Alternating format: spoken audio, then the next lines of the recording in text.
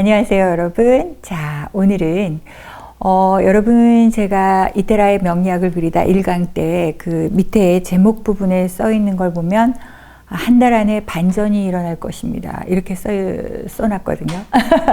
보셨나요? 확인해 보셨나요? 물상과 12운성을 테마로 해서 자, 우리 선생님들 얼마나 실력이 늘었는지 체크도 할 겸 한번 계묘년이라는 타이틀을 가지고 저랑 이 시간 논해보도록 하겠습니다. 자, 일단 계묘년. 자, 계묘년이다. 에필로그가 되겠네요. 이제 후반부죠. 벌써 이제 중반부 딱 접었습니다. 12개월 중에 6개월이니까요. 자, 계묘년이다. 그러면 여러분 물상으로 일단은 자, 비가 내리고 있습니다. 그런데 이 비가 어떤 비인가를 딱 살펴보기 위해서는 또 1강으로 넘어가셔야 되겠죠. 자, 궤적을 살펴보는데 개수는 해묘미의 궤적을 따른다 했습니다. 그래서 묘에 장생하죠. 그래서 우리가 계묘다 이렇게 되면 이 개수를 봄비 이렇게 읽을 수가 있는 겁니다. 그렇죠.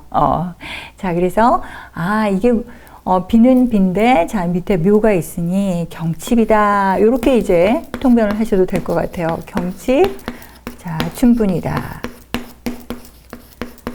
양력으로 따지면은 지금 3월이 되겠죠. 그래서 이 경칩이라는 것은 뭐죠? 모든 만물이 자, 이 묘자가 어디에서부터 토스를 받았다. 자, 해에서부터 토스를 받았다. 그러면은 해는 동지잖아요. 동지가 아니라 입동이죠.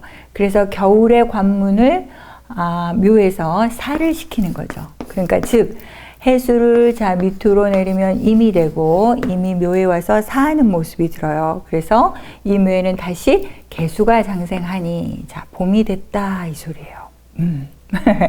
자, 그러면 1강에서 우리가 그냥 잘 그 눈에 익었던 그림 한번 그려볼게요. 제가 자, 묘하면 자 지엽이 이렇게 펼쳐져 나가는 요 그림을 여러분들 이제는 순식간에 그리시리라 생각합니다. 자, 그러면 제가 보이는 부분과 보이지 않는 부분은 우리는 동시에 볼 줄 알아야 된다. 그것이 음과 양의 조화다. 이렇게 얘기를 드렸어요.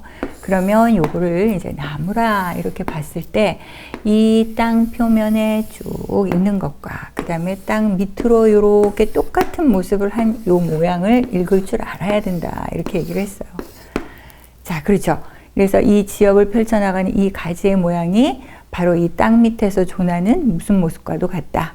뿌리의 잔가지, 잔뿌리와도 모습이 일치하다. 이렇게 했는데 이 잔가지만, 가지들만 쫙 펼쳐져 나가는 게 아니라 땅 밑에 있는 뿌리들, 잔뿌리들도 쭉 커가겠죠. 그러면서 이제 땅을 확보해 나가는데 자, 어떻게 됐죠?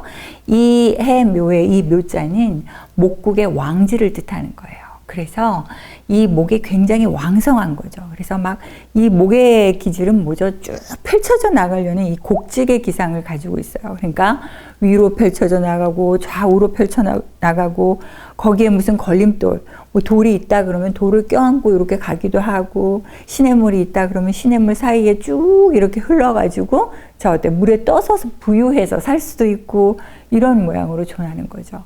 그래서 목의 계절이 가장 강함으로 지금 타이틀을 목의 기준을 하거든요. 그러면 이 계절에 가장 약해지는 건 뭘까요? 바로 토겠죠.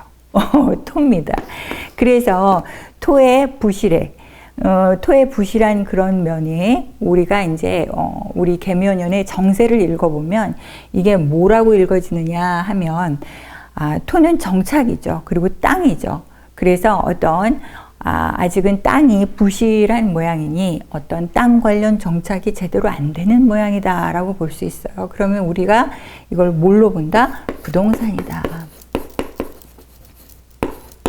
부동산 또는 이제 나의 어떤 가오 이런 걸로 볼 수 있겠죠.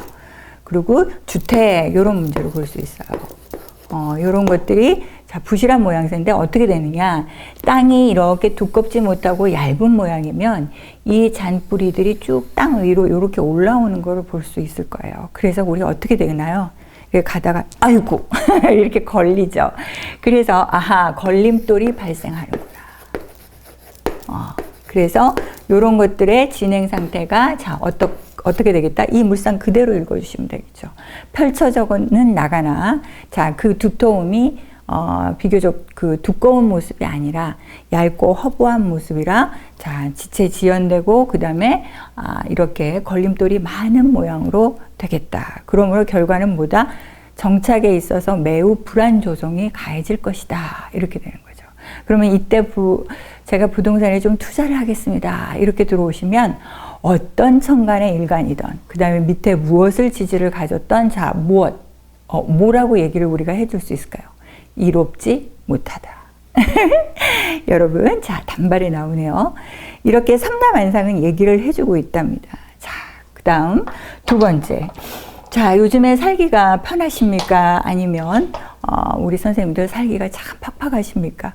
매 연마다 하기사 IMF 때도 그랬고 매년마다 우리는 살기 힘든다는 소리는 매번 하는데 자, 그 사이에서도 자, 요번에는 참 물가가 많이 오르는 거, 그 시즌이라고 볼 수 있는데요. 자, 이것도 따지고 보면 물상과 12운성에서 싹 우리가 훑어볼 수 있는 것. 그렇죠. 그러니까 명리학을 하고 있다 그러면 우리가 이 정도는 기본이죠. 자, 한번 살펴보시게요.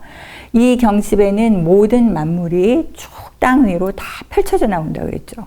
그럴 때에 이 해수에 숨어 있던 무엇이 이 임수가 묘에 자, 사하게 되는데 이게 뭐냐면 이 땅 속의 뿌리에서 내지는 땅과 뿌리에서 이렇게 모듬었던 이 물이 무엇으로 땅 표면으로 이제 올라오는 거예요. 그러면서 나무의 몸을 빌려서 자, 무엇이 된다? 임수는 사하고 자, 개수로 등장을 하는 거죠. 요렇게. 개수로 등장하는데 자, 개수를 밑으로 자로 호환을 시키자. 이렇게 얘기를 했죠. 그러면 이렇게 자가 이렇게 오르는 것이 보이셔야 됩니다. 이게 뭐냐? 경칩에는 자, 고로쇠 물이 수액이라고 하죠. 우리 나무의 술. 고로쇠 물이 이렇게 수액으로 올라오는 것을 볼 수 있어요. 그래서 여러분, 이거 몸에 좋다고 아시죠?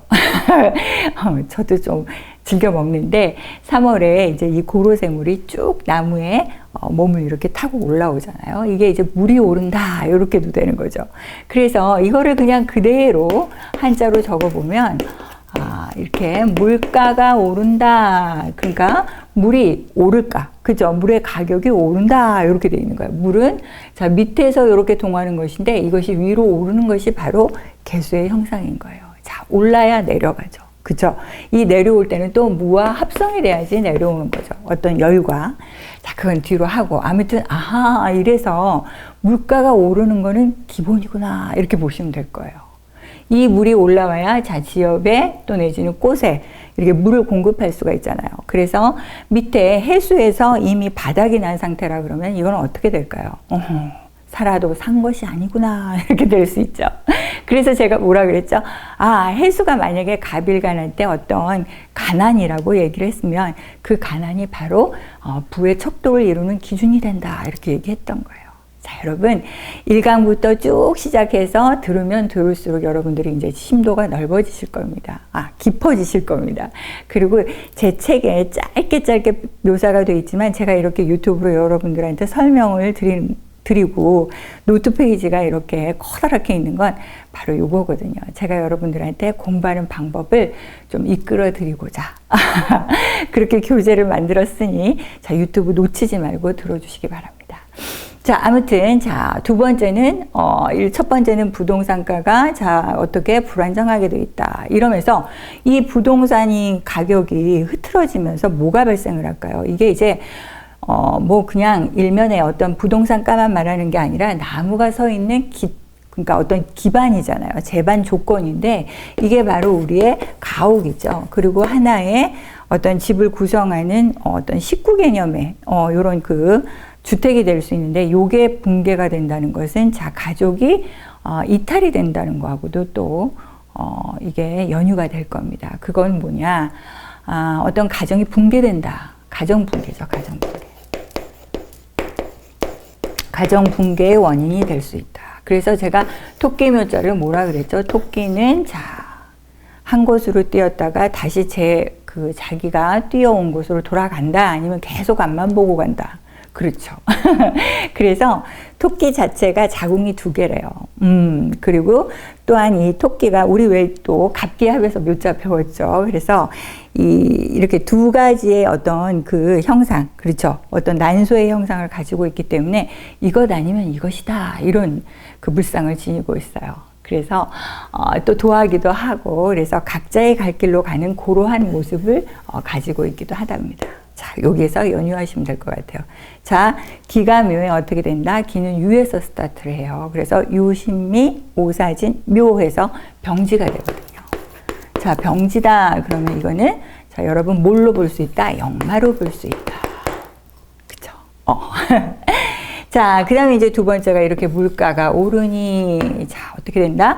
이 자수 속에는 신금이 장생한다는 걸 여러분이 꼭 아셔야 된다 그랬죠. 우리가 지금 갑자론 공부하면서 많이 여러분들이 익숙해지셨을 거예요. 그러면 신금이 장생한다는 소리는 뭐다? 이 신금은 현침이에요. 그래서 제 강의를 이제 열심히 들으신 선생님들은 다 알겠지만, 옛날 그 노예들이 어떻게 그 문신 표시를 하는, 문신을 이렇게 하면 얼마나 아플까요? 그쵸? 그런 어떤 그 고초라고 하죠. 아픔, 요런 거를 이제 의미를 하고 있는데, 물가가 오르면서 이미 어떻게 된다? 아픔이 끼어 있다라고 보시는 거예요. 자, 그리고 이제 이 가지로 넘어갑니다. 이 가지로 넘어가면, 이거는 이제 봄비죠. 이 봄비가 내리면서 이제 지엽을 넓히고, 그 다음에 꽃을 피우려고 준비를 하는데, 우리가 이제 묘월에 핀 꽃이다 그러면 뭐를 제일 먼저 연상할 수 있을까요? 그렇죠. 벚꽃이죠. 그래요. 벚꽃이에요. 이 모양을 보면, 자, 이화춘우라고 할 수 있습니다.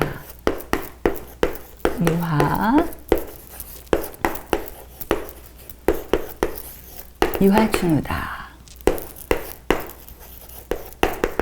이게 전부 다 지금 물상론에 나와 있는 말들이죠. 그래서 뭐 여러분 어렵게 그 해석하실 필요가 없고, 이 이화는, 이 이자를 보면 배나무 이자예요. 그래서 이 나무목과 그 다음에 이로울리, 이런 게 이제 지금 합성된 글자인데, 나무가 커서 수확을 하는 모습이거든요. 그렇죠?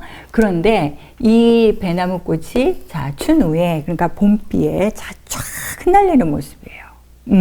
그러니 어떻게 될까요?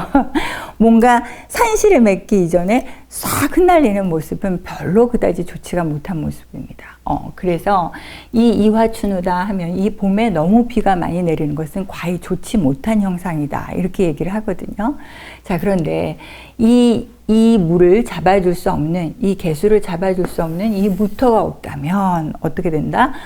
비가 많이 오는 형상이 돼버려요. 그래서 이때 흩날리는 이 벚꽃은 짝을 잃은 갈 곳을 잃은 어떤 꽃잎에 연유할 수도 있어요. 길 잃은 꽃잎이 되는 거죠. 그러니 여기에서 가정 붕괴가 이루어졌고, 물가 대비 물가가 너무 올라서, 자, 어떻게 된다? 흩날리는 꽃잎이 보인다. 이것은 결혼 생활로 인하여, 자, 각거가 되는 부부들이 많을 수 있겠구나, 이런 것도 볼 수가 있는 거예요. 그래서 묘자의 자의 중에는 이제 어떤 고아라는 글자도 있어요. 그래서 제가 2020년부터 뭐라고 했었냐면, 개묘년에는 집 없는 고아들이 많이 생기고, 그 다음에 부모가 이혼해서 이렇게 가정이 붕괴가 되는, 그러다 보니 부모가 있는 고아들이 많이 발생할 것이다, 이렇게 얘기를 했어요. 내지는, 자, 자식을 낳지 않는 거죠. 그러니까 이거는 뭐냐면, 암컷과 수컷은 이때 이걸 합성을 하지 않으니 산출이 안 되는 거죠. 그래서 출산율이 매우 저조해질 것이다, 이렇게 제가 얘기를 했었거든요. 이게 바로 이 자의 안에 다 있었던 거죠. 그러니 이 자의와 12운성과 물상을 이렇게 쫙 펼쳐보면 벌써 이렇게 많은 것들을 우리가 읽을 수 있답니다. 자, 오늘은 이 세 가지의 기준에서 개묘년을 한번 읽어봤는데, 이거 외에도 여러분 너무 많은 것을 우리가 읽을 수가 있어요. 자, 여러분들이 요 정도 기반이면 다음 것들은 스스로 많이 펼칠 수가 있을 것 같습니다. 그래서 제가 제일 중요한 건 뭐라 그랬죠? 명리학의 사유와 산형이다.